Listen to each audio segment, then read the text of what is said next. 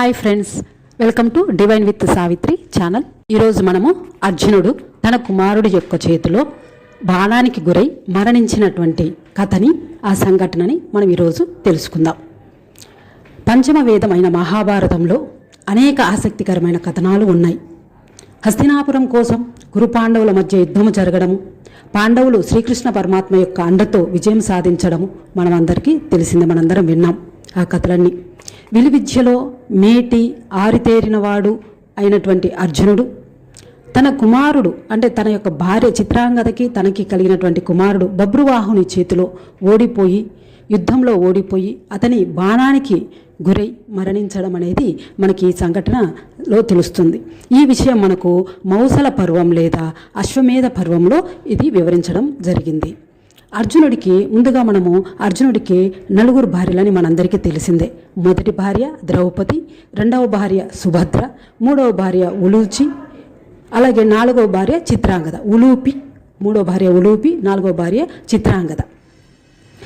ఒకసారి గతంలో మనము, అంటే ఇప్పుడు కురుక్షేత్ర యుద్ధము కంటే కూడా ముందు మనం విషయం తెలుసుకున్నట్లయితే, అప్పుడు గతంలో అర్జునుడు మామూలుగా ధర్మరాజు, అలాగే భీముడు, అర్జునుడు, నకులుడు, సహదేవుడు, ఈ 5 మందికి ద్రౌపది ఒకటే భార్య కాబట్టి వాళ్ళందరూ సంవత్సరానికి ఒకరి దగ్గర ఆమె ఉండే విధంగా మాట్లాడుకొని నియమం తీసుకున్నారు. అందులో నియమంలో భాగంగా ఎవరైతే అవతల వ్యక్తి ద్రౌపదితో ఉన్నప్పుడు ఎవరైతే ఆ ప్రాంతంలోకి వెళ్ళినట్లయితే వాళ్ళు సంవత్సరం రోజుల పాటు భూప్రదక్షిణ చేయాలి అని నియమం అనేది పెట్టుకున్నారు.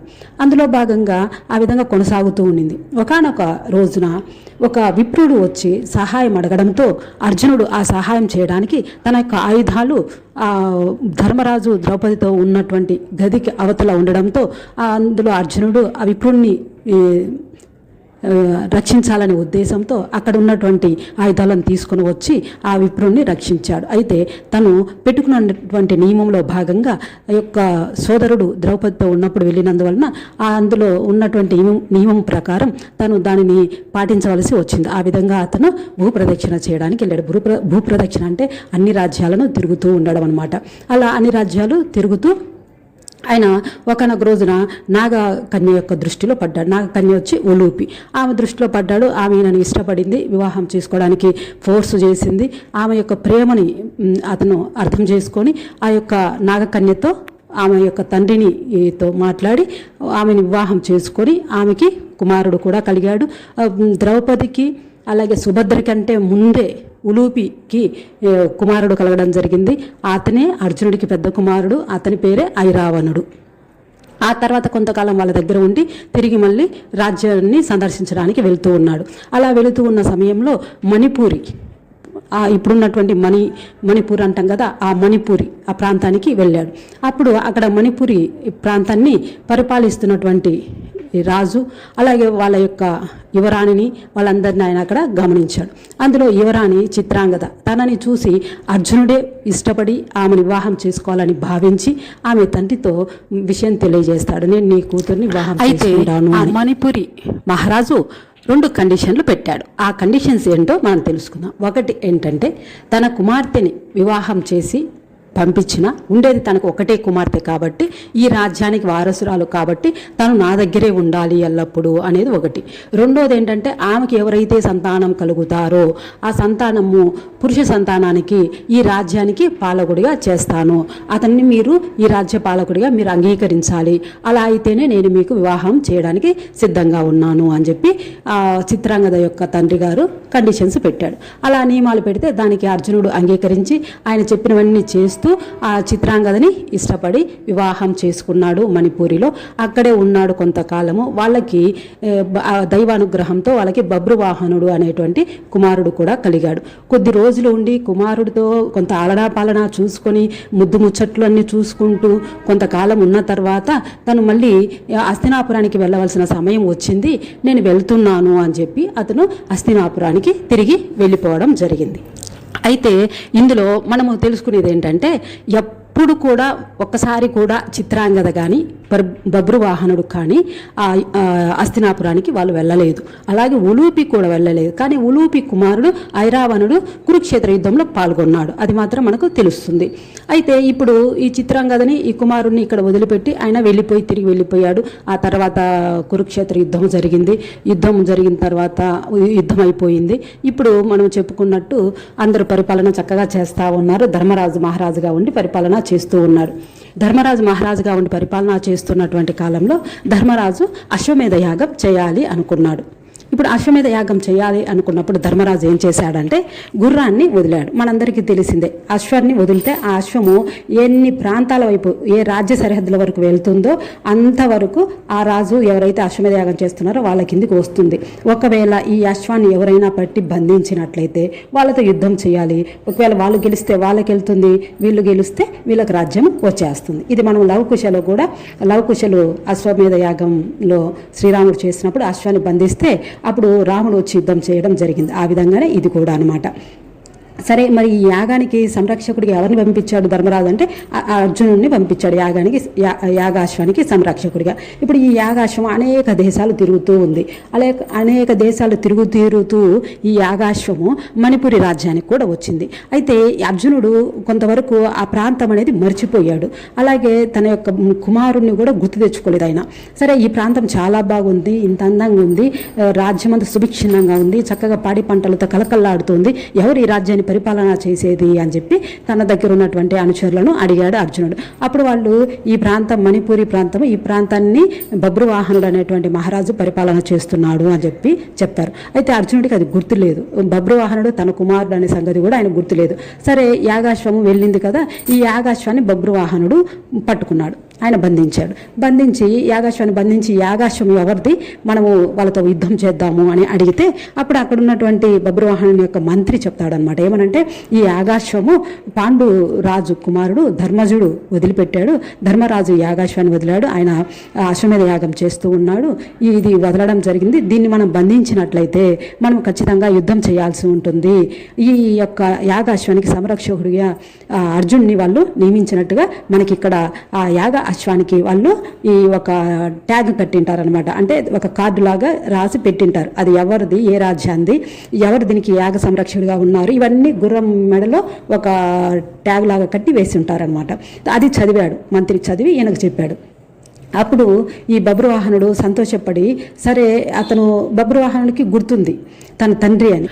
ధర్మరాజు తన పెదనాన్న అని, అర్జునుడు తన తండ్రి అని బబ్రువాహనుడికి గుర్తుంది. అందువలన బబ్రువాహనుడు అలా యుద్ధం చేయకూడదు, వచ్చింది మా నాన్నగారు అని చెప్పి బబ్రువాహనుడు ఏం చేశాడంటే అన్ని తాంబూలాలన్నీ తీసుకొని, పండ్లు పలహారాలను తీసుకొని, తనతో పాటు మంగళ వాయిద్యాలను తీసుకొని తన తండ్రి ఉన్నటువంటి ప్రదేశానికి బయలుదేరి వెళ్ళాడు. అక్కడికి వెళ్ళాక అర్జునుడిని మొదటిసారిగా చూశాడు ఈయన. ఎందుకంటే చిన్నప్పుడు చూసిన తర్వాత మళ్ళీ ఇప్పుడే చూడడం. కానీ అర్జునుడికి అసలు గుర్తే లేదు తన కుమారుడని. తర్వాత బబ్రువాహనుడే తెలియజేశాడు, నేను నీ కుమారుడిని తండ్రి గారు, నేను చిత్రాంగద యొక్క కుమారుడిని అని చెప్తాడనమాట. ఈ రాజ్యము నేను పరిపాలన చేస్తున్నాను అని చెప్పి మనము సంధి చేసుకుందాము, మీరని తెలియక నేను ఈ గుర్రాన్ని బంధించాను, సంధి చేసుకుందాము, మీరు మాతో పాటు రండి రాజ్యంలోకి అని పిలుస్తాడు. బబ్రువాహనుడు పిలిస్తే అర్జునుడు ఒప్పుకోడు. నువ్వు ఒక గొప్ప వీరుని యొక్క కుమారుడివి, అలాంటిది నువ్వు యుద్ధం చేయకుండా వెన్ను చూపించడమా? నీకు ధైర్యం ఉంటే, నీకు చేతనైతే నాతో పాటు యుద్ధం చేసి యుద్ధంలో గెలువు, అంతేకాని నువ్వు ఇలా పిరికి పందగా వెన్ను చూపించి నేను నీతో సంధి చేసుకుంటున్నాను, నేను నీ కుమారుణ్ణని చెప్తున్నావు, ఇది నాకు నచ్చట్లేదు అని చెప్పేసి అర్జునుడు మాట అనేస్తాడు. ఆ మాట అనేసరికి అతను దెప్పి పొడిచిన మాటలు మాట్లాడేసరికి అర్జునుడికి బబ్రువాహనుడికి బాధ కలుగుతుంది. దానితో బబ్రువాహనుడు బాగా కోపం వచ్చేసింది. నేను నా తండ్రి కదా అని నేను సంధికి వస్తే నా తండ్రి గారు నన్ను ఎంత మాటలు మాట్లాడారు, నేను రాజ్యపాలన ఎంత చక్కగా చేస్తున్నానో నా ప్రజలకి తెలుసు, నేను ఎంత గొప్పవాడినో నా ప్రజలకి తెలుసు. మరి అలాంటిది నేను నా తండ్రి ద్వారా ఇన్ని మాటలు అనిపించుకున్నాను, మా అమ్మని కూడా అన్నాడు. ఎందుకంటే ఆ కోపంలో అర్జునుడు చిత్రాంగదను కూడా అనేశాడు కొన్ని మాటలు. అప్పుడు తన తల్లిని అనేసరికి బాధ కలిగింది. తననన్నా పట్టించుకోలేదు, కానీ తన తల్లిని అనేసరికి బాధ కలిగి, సరే నేను యుద్ధానికి సిద్ధమవుతున్నాను, మీరు యుద్ధానికి సిద్ధమవ్వండి అని యుద్ధం ప్రారంభమైంది వీళ్ళిద్దరి మధ్య. బబ్రువాహనుడికి అర్జునుడికి మధ్య యుద్ధం ప్రారంభమైంది. ఆ యుద్ధంలో ఇద్దరు అనేక రకాలైనటువంటి అస్త్రాలను వేస్తూ ఉన్నారు. అస్త్రాలని ఒకరికొకరు ఉపసంహరించుకుంటూ ఉన్నారు. అనేక రకాలుగా యుద్ధం జరుగుతూ ఉంది. అలా యుద్ధం జరుగుతూ ఉన్నప్పుడు ఒకానొక సమయంలో బబ్రువాహనుడు తన దగ్గర ఉన్నటువంటి అస్త్రం నుంచి ఒక అస్త్రాన్ని తీశాడు. ఆ అస్త్రాన్ని వదలడానికి చూస్తున్నాడు. ఆ అస్త్రం వదలడానికి చూసినప్పుడు అర్జునుడు ఆ అస్త్రాన్ని గమనించాడు. ఇదేం అస్త్రం, కొత్తగా కనిపిస్తుంది నాకు, ఈ అస్త్రాన్ని నేను ఎప్పుడు చూడలేదే, ఈ అస్త్రానికి నేను ఏమెయ్యాలి, ఉపసంహరణ అస్త్రం నేను ఏమెయ్యాలి అని ఆలోచిస్తున్నాడు. ఎందుకంటే అర్జునుడికి అసలు అర్థమే కావట్లేదు ఆ అస్త్రం ఏంటి అనేది. అయితే ఈ బబ్రువాహనుడు ఆ అస్త్రాన్ని తీసి వేశాడు. అయితే ఈ బబ్రువాహనుడు వేసినటువంటి అస్త్రానికి ఆ యొక్క అర్జునుడికి చేతగాక ఆ అస్త్రం వచ్చి తనకి గుండె దగ్గర తగిలేసి కింద పడ్డాడు. అయితే అతను అలా పడిపోయాడు అనేది గమనించకుండా బబ్రువాహనుడు మళ్ళీ ఇంకొక బాణం కూడా వేశాడు. అయితే కింద పడ్డటువంటి అర్జునుడికి అతను చూస్తే అతను మరణించాడు అనమాట. అయితే మనం ఇక్కడ కొంతమంది ఏం చెప్తారంటే అతని యొక్క తల తెగి పడింది అని చెప్తారు. మనము అతను కింద పడినట్టుగానే మనకు కనిపిస్తుంది ఆ బాణం దెబ్బకి. అలా కింద పడ్డప్పుడు అయ్యో బబ్రువాహనుడు, అయ్యో నేను నా తండ్రిని చంపుకున్నానా అని బాధపడతాడు. ఏం చేయాలో అర్థం కాదు బబ్రువాహనుడికి. సరే అని ఇంటికి వెళ్తాడు. ఇంటికి వెళ్ళేసరికి తల్లి చిత్రాంగద బాధపడుతూ ఉంటుంది. ఎందుకు ఏమో ఇట్లా బాధపడుతుందా అని, అమ్మ ఏందమ్మా అట్లా ఉన్నావు అని చెప్పి అడుగుతాడు. అడిగితే నా మెడలో ఉన్నటువంటి నా తాలిబొట్టు తాడు పడిపోయిందయ్యా, ఎందుకు పడిపోయిందో నాకు అర్థం కావట్లేదు, అందువల్ల నేను తిరిగి దాన్ని కట్టుకొని కూడా కట్టుకోలేదు, ఏదో నాకు అపశకునం కనపడుతుంది, మీ తండ్రి గారికి ఏదో అయినట్టుందయ్యా, నాకు ఆ భయం వేస్తుంది అని చెప్పి ఆమె తన కుమారుడికి విషయం చెప్తుంది. అప్పుడు కుమారుడు బబ్రువాహనుడు వాళ్ళ అమ్మకి విషయం అంతా తెలియజేస్తాడు. అమ్మ, నాన్నగారు ఇలా వచ్చారు, నేను గుర్రాన్ని ఇలా బంధించాను, నేను సంధికి పోతే యుద్ధానికే రమ్మన్నాడు, నేను యుద్ధం చేయాల్సి వచ్చింది, మరి ఆ యుద్ధంలో నాకు తెలియదు కానీ నేను వేసిన బాణానికి నాన్నగారు ఇలా మరణించారమ్మా అని చెప్పి వాళ్ళ అమ్మగారికి చెప్తాడు. ఆమె బాధపడుతుంది. కన్న తండ్రిని చంపావు నువ్వు, నాకు ఇలా వైధవ్యం తెచ్చావు, నువ్వు నాకు ఇంత బాధని ఇంత శోకాన్ని పెట్టావు అని చెప్పి పాపం కుమారుణ్ణి చాలా బాధపడుతూ ఆమె కుమారుణ్ణి అరుస్తుంది. అయితే అదే సమయంలో ఉలూపికి కూడా, అక్కడ ఆమె నాగలోకంలో ఉంది కదా, ఉలూపికి కొన్ని అపశకునాలు కనిపించాయి. కారణం ఏంటంటే ఉలూపికి ఆమె తండ్రి ఒక వరం ఇచ్చి ఉంటాడు. ఏమనంటే, అమ్మ, ఇక్కడ మన నాగలోకంలో ఉన్నటువంటి దానిమ్మ చెట్లలో ఈ 5 చెట్లు అని కొన్ని 5 చెట్లను ప్రత్యేకంగా చూపించాడు ఆయన. 5 చెట్లను చూపించి, ఈ 5 చెట్లు ఎప్పుడైతే ఎండిపోయి మాడి మసైపోయినట్టుగా నీకు ఆ చెట్లు కనిపిస్తాయో ఆ రోజున నీ భర్తకి ఇబ్బందికరంగా ఉంది పరిస్థితి అని అర్థమవుతుంది నీకు. ఆ చెట్లు ఎండిపోయినాయంటే అది గుర్తుపెట్టుకొని, నీ భర్తకి ఇబ్బంది జరిగింది అనేది గుర్తుపెట్టుకోవాలి నువ్వు, ఆయనకి అంటే చెడు జరిగింది అనేది గుర్తుపెట్టుకోవాలి అని చెప్పి చెప్పినంటాడు. ఇప్పుడు ఉలూపికి ఆ 5 దానిమ్మ చెట్లు పూర్తిగా ఎండిపోయి నల్లగా అయిపోయి ఉంటాయి, మాడి మసైపోయినట్టుగా. అది గమనించి ఆమె బాధపడి ఆమె ఈ చిత్రాంగద దగ్గరికి వచ్చేస్తుంది. ఉలూపి వచ్చేసరికి ఏమైంది, ఎందుకు ఇలా ఉన్నావు అని చెప్పి చిత్రాంగదని అడుగుతుంది. అడిగితే చిత్రాంగద విషయం చెప్తుంది. ఇలా జరిగింది, ఆ అర్జునుడు చనిపోయినాడు, భర్త లేకుండా అయిపోయింది నా పరిస్థితి, నాకు తెలియకుండా నా కుమారుడు కూడా తెలియకో బాణం వేసేసాడు, ఇలా జరిగింది అని చెప్పి. అప్పుడు ఉలూపి బాధపడుతుంది. అయ్యో ఎట్లా బ్రతికించాలి ఈయనని, ఏం చేయాలి మనము అని చెప్పి బాధపడుతుంటాడు. బబ్రువాహనుడు అందరికంటే ఎక్కువ బాధపడుతుంటాడు. ఏం చేయాలో అర్థం కాలేదు. అప్పుడు ఉలూపి అంటుంది, మా నాగలోకంలో నాగరాజు దగ్గర ఒక మణి ఉంటుంది, నాగమణి, ఆ మణిని తీసుకొచ్చి మనం ఈయన దగ్గర పెట్టినట్లయితే ఆ బాణాన్ని నుండి వచ్చినటువంటి ఆ విషయం ఏదైతుందో అది పోయి మళ్ళీ బ్రతుకుతాడు, అందువల్ల నాగలోకంకి వెళ్ళి నాగమణిని తీసుకురావాలి అని చెప్తుంది. అప్పుడు వెంటనే బబ్రువాహనుడు, నేను వెళ్ళనా తీసుకురావడానికి అని ఉలూపితో అంటాడు, అంటే తన పినతల్లితో అంటాడు అనమాట. అయితే ఆమె అలా కాదు, నేను మాకు మధ్యవర్తి ఒకరు ఉంటారు, ఆయనతో పంపించాలి నాగరాజు దగ్గరికి, మనం పోయి అట్లా అడగకూడదు అని మధ్యవర్తిని పంపిస్తుంది. ఆయన ఒప్పుకోకపోతే వెంటనే బబ్రువాహనుడు యుద్ధం చేస్తాడు నాగలోకం మీద యుద్ధం చేస్తే ఇష్టం వచ్చినట్టుగా ఆయన యుద్ధంలో అనేక జాతికి సంబంధించినటువంటి ఆ పాములన్నిటినీ పాపం చంపేస్తూ ఉంటాడు. అప్పుడు నాగరాజు బాధపడి అయ్యో వీళ్ళందరూ చనిపోతున్నారని తన యొక్క అనుచరులందరి యొక్క సలహాలతోటి ఆయనకు ఆ నాగమణిని ఇవ్వడం జరుగుతుంది. అప్పుడు ఆ నాగమణిని తీసుకొని ఉలూపి అర్జునుడి యొక్క గుండె మీద పెట్టి ఎక్కడైతే బాణం తగిలిందో ఆ ప్రాంతంలో పెట్టి ఆమె నాగమణితో అనగానే అర్జునుడు అప్పుడే నిద్ర నుండి లేచినట్టుగా లేస్తాడు.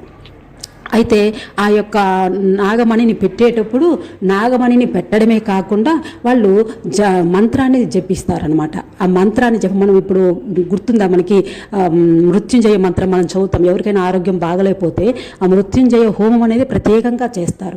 అలాగే ఇక్కడ కూడా నాగమణిని ఆయన మీద పెట్టి మంత్రాన్ని స్మరిస్తూ మంత్రాన్ని జపిస్తుంది.